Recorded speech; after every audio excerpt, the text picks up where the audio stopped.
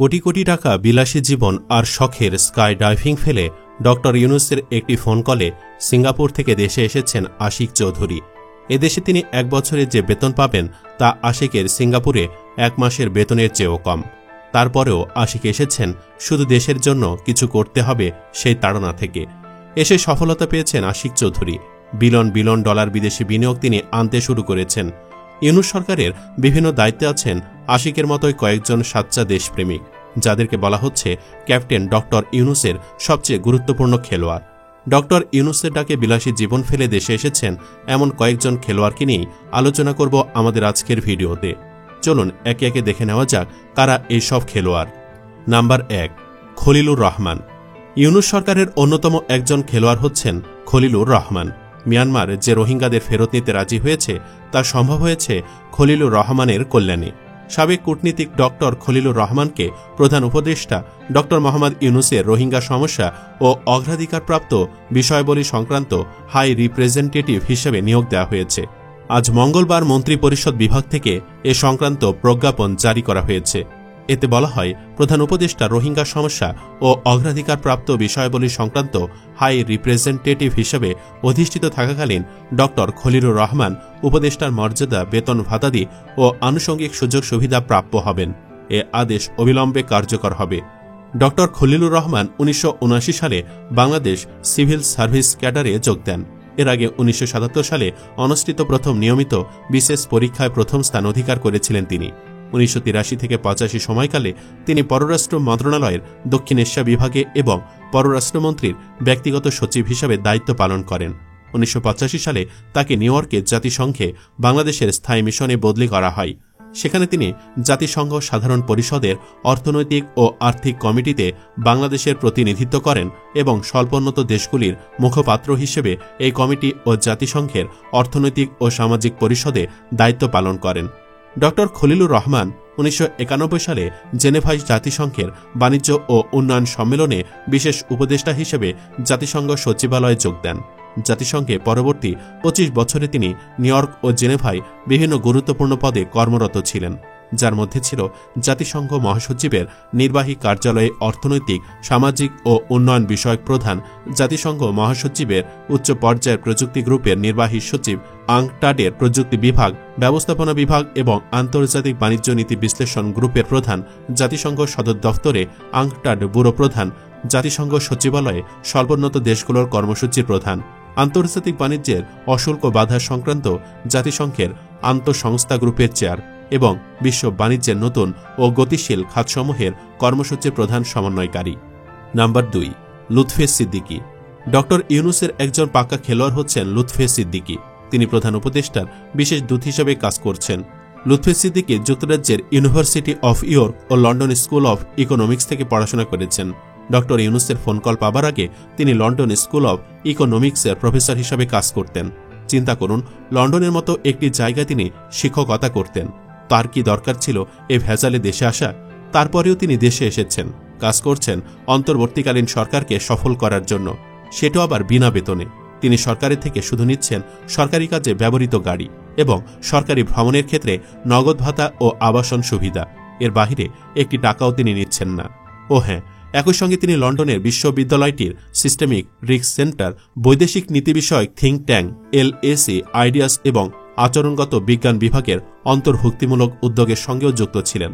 এর আগে যুক্তরাষ্ট্রের ইলিনয় অঙ্গরাজ্যে অবস্থিত UBS ইনভেস্টমেন্ট ব্যাংকের বৈদেশিক মুদ্রা, সুদ ও ঋণ শাখার গ্লোবাল হেড অব ইমার্জিং মার্কেটসের প্রধান এবং UBS নলেজ নেটওয়ার্কের প্রতিষ্ঠাতা প্রধান ছিলেন লুৎফে সিদ্দিকী।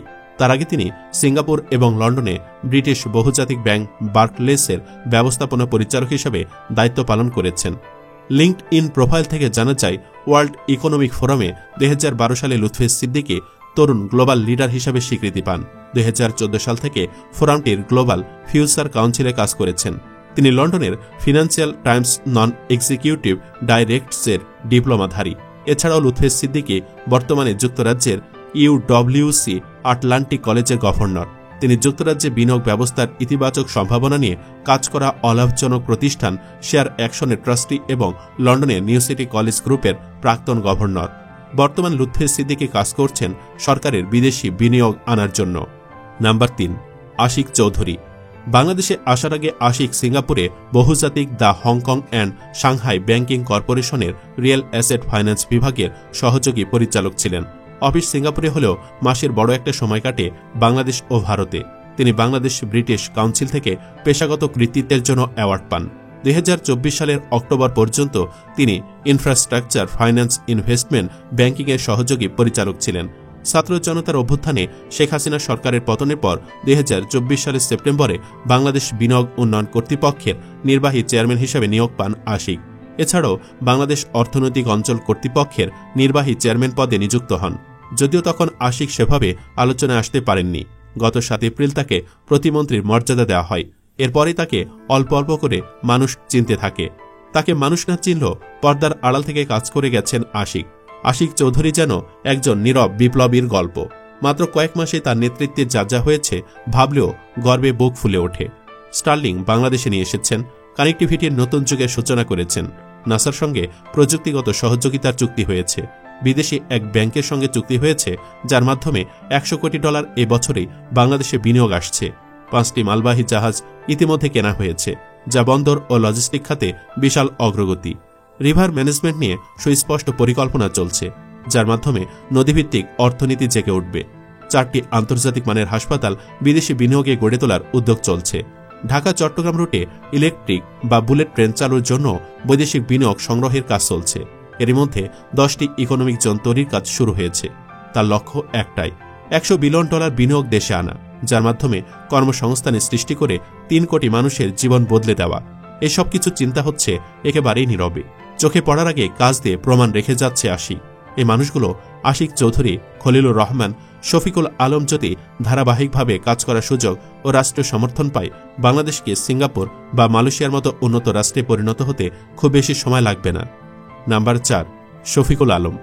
অন্তর্বর্তীকালীন সরকারের প্রধান উপদেষ্টা ড মোহাম্মদ ইউনূসের প্রেস সচিব হয়েছেন সাংবাদিক শফিকুল আলম। এছাড়া অপূর্ব জাহাঙ্গীরকে প্রধান উপদেষ্টার উপপ্রেস সচিব ও সাব্বির আহমেদকে সহকারী একান্ত সচিব হিসাবে নিয়োগ দেওয়া হয়েছে। শফিকুল আলমকে এ পদে চুক্তিভিত্তিক নিয়োগ দেয় জনপ্রশাসন মন্ত্রণালয়। এতে বলা হয়েছে, শফিকুল আলমকে যোগদানের তারিখ থেকে প্রধান উপদেষ্টার মেয়াদকাল অথবা তার সন্তুষ্টি সাপেক্ষে সরকারের সচিব পদমর্যাদা ও ৭৮,০০০ টাকা বেতন ও অন্যান্য সুবিধাদিসহ প্রধান উপদেষ্টার প্রেস সচিব পদে চুক্তিভিত্তিক নিয়োগ করা হল। এই নিয়োগের অন্যান্য শর্ত অনুমোদিত চুক্তিপত্র দ্বারা নির্ধারিত হবে বলেও এতে জানানো হয়। সাংবাদিক শফিকুল আলম 2 দশক ধরে আন্তর্জাতিক বার্তা সংস্থা এএফপিতে কাজ করছেন। প্রধান উপদেষ্টার প্রেস সচিব হতে ডাক পাওয়ার খবর সাংবাদিক শফিকুল আলম সোমবার রাতে নিজে ফেসবুকে জানিয়েছিলেন। তিনি লিখেছিলেন, অধ্যাপক মোহাম্মদ ইউনূস আমাকে অন্তর্বর্তী সরকারে তার প্রেস সচিব হতে বলেছেন। তাকে এবং জাতির সেবা করতে পারার জন্য সম্মানিত বোধ করছি। গত 20 বছর এএফপিতে কাজ করার কথা তুলে ধরে তিনি বলেন, আমার 20 বছরের নিয়োগদাতা প্রতিষ্ঠান এএফপিও চাই যেন আমি তাদের সাথে থাকি। তারা একটি বড় পরিবার।